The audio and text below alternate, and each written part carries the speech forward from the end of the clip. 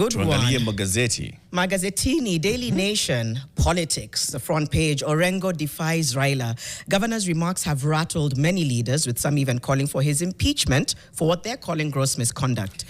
The cracks are widening. The political Cold War between ODM leader Raila Odinga and Siaya Governor James Orengo is simmering again. As the former charts his future in a broad-based government led by President William Ruto, the latter appears to be moving in a different direction in a clear case of resurfacing old tensions from their shared past. That story is on page 4 and 5. In fact, there's a blurb there on the front page that says, I urge you to tell your leader the truth.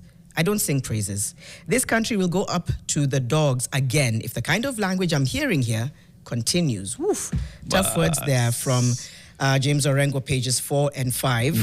And it's saying, there's a highlight there that talks about the feud, that the rivalry between the two is anew, that the Raila Odinga-James Orengo rivalry dates back to the early 90s after the death of the doyen of Kenya's opposition politics, Raila Odinga's father, Jaramogi Oginga Odinga.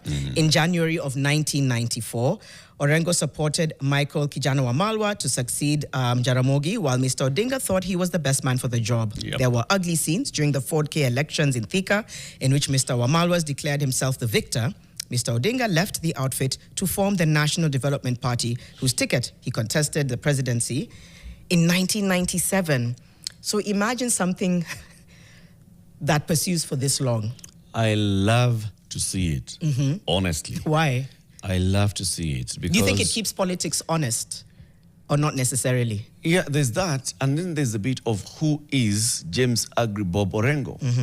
Jim Orengo is a force by himself.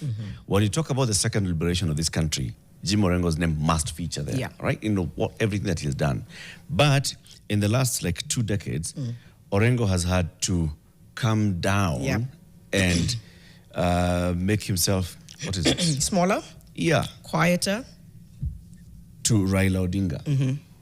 So there's two people, James Orengo and Professor Anyang' Nyong'o. Yes. Those two are powerhouses by their own right.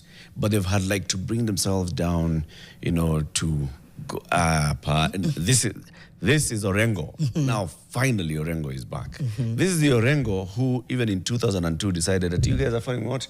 Rainbow Coalition. I am not joining Rainbow Coalition. I am vying for president. Right? This is the Orengo who was very big on Fort Kenya. Even Jaramogi acknowledged Orengo and knew what Orengo is. Orengo is somebody who first went to parliament in 1980. Yeah. I mean, that guy he's a powerful, powerful force. And then this I love. We finally have our Orengo back. We have our Orengo back. Yes. I like that perspective. And I think this is what we need ahead of 2027. Because I feel like the narrative has been it's one against the other, which I know usually happens around politics, but it's good to have a voice that says, despite what we're doing ahead of 2027, I'm saying we need to speak the right thing. We need to do the right thing.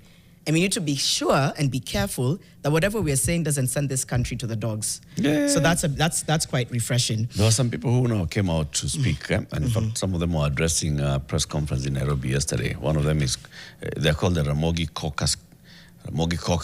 Their coordinator, Oscar Omondi, is pictured on page 4 and 5 of the Daily Nation. Yes. Among those who were addressing journalists at the Sarova Pan-Afric yesterday, the group criticized Siaya Governor James Orengo for embarrassing President Ruto and ODM leader Raila Odinga.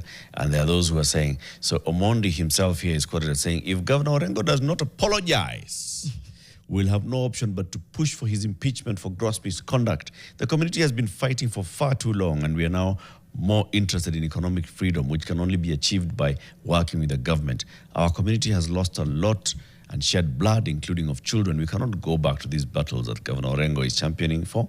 Orengo should leave Odinga to take the community to the next station. In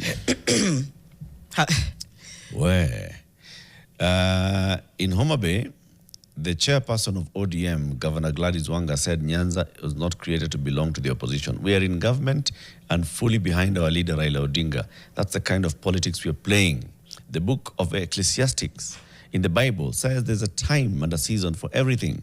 Let Governor Orengo know that there is a time for protests and a time to sit back and make peace. And that's not intrinsically in him. He's just, if I need to say something, I'll say it. So they're trying to tame him. What had Orengo said? There's a quote there of what Orengo had said earlier on page 4, right?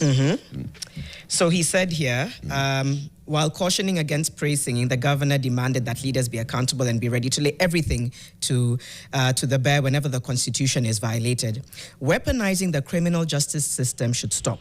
Police should not be used to fabricate charges against Kenyans. Let us build a society based on the constitution and the rule of law. I cannot be a praise singer. We fought for a democratic constitution where people should speak freely. And so I urge Kenyans to tell their leaders the truth. This country will go to the dogs again if the kind of language we hear continues. If anything is brought to Siaya County, we will be as a matter of right, not as a favor. Yes. Is there anything heated in what he said?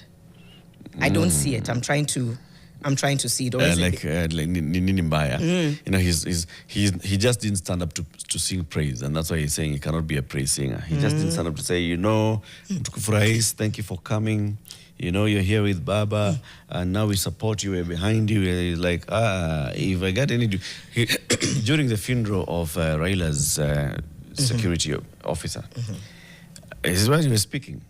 And you were saying, Mr. President, when you first came to Nyanza, I was here to receive you. I am among the only leaders who are here. Otiende Molo was supposed to have come. He didn't come. Others were supposed... I was the only one who was here. And I was receiving you because I am the governor of Siaya, and I recognize you as the president.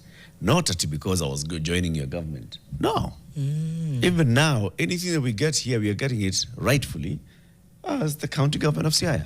Ati sasa ati. Where?